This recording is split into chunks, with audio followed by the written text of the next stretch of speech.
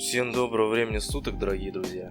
Наконец-то у меня дошли руки записать видео, в котором я от своего лица хочу рассказать о таком классе, как Охотник, в игре Will to Live Online. В этом видео я расскажу подробно, что это за класс, что он из себя представляет, какие слабые и сильные стороны этот класс имеет, какие существуют билды у данного класса, как эти билды правильно реализовать, ну и поделюсь своим опытом, как правильно отыгрывать от определенных позиций, делая большое количество убийств. Всем приятного просмотра, кто кушает, приятного аппетита. Погнали! Man, I've been fearless, I let them feel this. You know I spit it no cap when I kill this. I'm better hit them with the rest, let them hear this. With this war tour, better be a field trip. Yeah, sack it up and then I double it. No time for mumbling, show them where trouble is. Build my team. Итак, класс Охотник — это класс, который в своем арсенале использует оружие типа винтовок. Поэтому в простонародье этот класс еще называют снайпером или хантом от слова хантер. До 20 уровня все винтовки в игре у данного класса не представляют какой-либо ценности. Они представлены типичными болтовками, которые обладают малой эффективностью, а именно слабым уроном и низкой скорострельностью. Поэтому что в PvE, что в PvP, толку от них будет мало. Поэтому мой первый совет. Если вы начинающий игрок и в данный момент качаете Охотника, то лучше возьмите какое-нибудь оружие не вашего класса. И пусть оно не будет стопроцентно эффективно работать, но даже так с ним вы получите намного больше профита в плане прокачки персонажа. Начиная с 20 уровня открывается оружие, с которыми Охотник начинает более-менее комфортно себя чувствовать. В PvE становится намного проще, в PvP уже появляются возможности что-то из себя представлять. Но лишь на 35 уровне открывается возможность взять в руки L96, она же в простонародье L-ка. И после чего Охотник превращается в ту самую PvP машину, с которой лишний раз не захочет сталкиваться лицом к лицу ни один PvP игрок. Подведя итог вышесказанному, терпите до 35 левела. Только после чего вы максимально раскроете весь потенциал данного класса. Как и у других классов, у класса Охотник имеется две ветки развития – верхняя и нижняя. Если вы игрок, у которого в приоритете PvE составляющая, то ваш выбор – это верхняя ветка. Верхняя ветка дает бафы на повышенный урон по мобам, на увеличение выпадения более драгоценного лута с них, увеличение переносимого веса и так далее. То есть все, чтобы в PvE вы чувствовали себя более комфортно. Также, если в ходе развития вкидывать навыки развития персонажа в удачу, то тем самым вы сделаете идеального персонажа для фарма, так как дорогостоящие предметы с монстров будут сыпаться максимально часто. К тому же не стоит забывать, что удача еще и влияет на шанс критического попадания, что также является приятным бонусом для того, чтобы еще проще завалить любого моба. Нижняя ветка подходит для тех, у кого в приоритете PvP составляющая.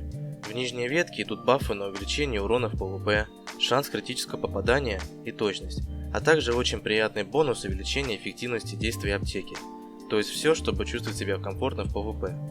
Я выделяю два билда нижней ветки. Первый билд это пассивный, второй билд агрессивный. Начнем с пассивного билда. Этот билд отлично подойдет тем, кому нравится воевать, используя средние и дальние дистанции. Или если навык игры не позволяет комфортно чувствовать себя на ближней дистанции. Для этого билда я бы рекомендовал вкачивать очки навыков в точность.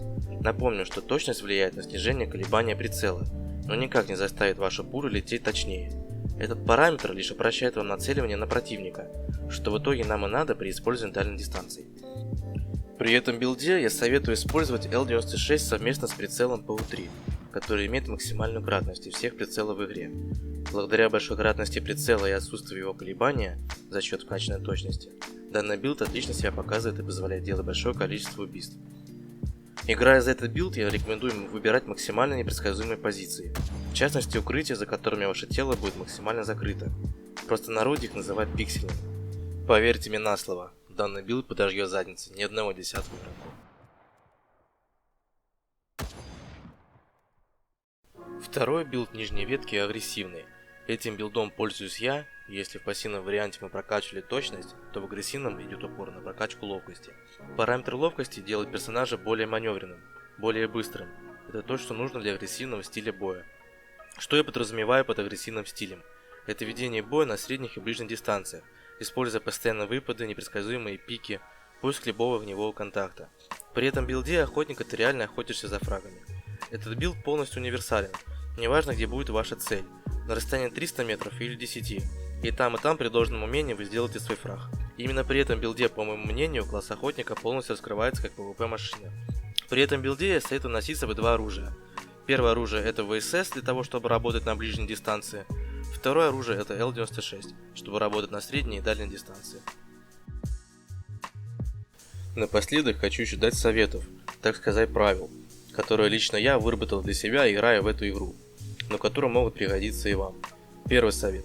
Как можно чаще меняйте позицию. То есть, если у вас есть позиция, с которой вам комфортно играть, это не значит, что нужно сидеть на ней постоянно. Любой более-менее опытный игрок поймет рано или поздно, где вы сидите. И поверьте, если вы 1-2 раза снесли его с вашей позиции, на 3-й раз он возьмет вас на прицел первым.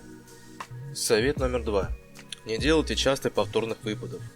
Если вы делаете выпад в прицел с какой-либо позиции и при этом промахиваетесь по сопернику, то не стоит снова делать повторный выпад с той же позиции. С большей вероятностью противник видел, откуда вы стреляли, и ждет, когда вы снова появитесь из укрытия, держа прицел на том месте, где вы были. Мой совет. Лучше смените в тот же момент позицию. Причем я не говорю бежать полкилометра на восток. Нет. Достаточно сделать 5-10 шагов левее или правее вашей позиции. И этого будет достаточно, чтобы противник не смог удерживать вас на прицеле. Тогда как вы, примерно понимая, где он находится, создаете себе еще одну возможность положить его на землю. Третий совет. Не бойтесь стреляться. Зачастую многие новички, а также и более опытные игроки в прямом смысле боятся воевать. Мой совет. Ищите любой огневой контакт. Ведь даже если вас сольют, вы всегда без труда вернете в сию же минуту в бой, потратив лишь пару аптек на восстановление ХП. Чем больше вы будете воевать, тем быстрее вы получите необходимый опыт и навыки, с которым вы будете делать далеко не один фраг за бой. На этом мое видео подходит к концу. Если у вас остались какие-либо вопросы по классу Охотник или любые другие вопросы по поводу игры, то не стесняйтесь задавать их в комментариях. Я обязательно постараюсь ответить максимально развернуто и понятно. Пожалуйста, не забывайте подписываться на канал и ставить лайки. Для вас это секундное дело, а мне будет очень приятно, и это будет служить для меня мотивацией продолжать заниматься этим делом. Всем спасибо за просмотр и удачи на просторах Will to Life.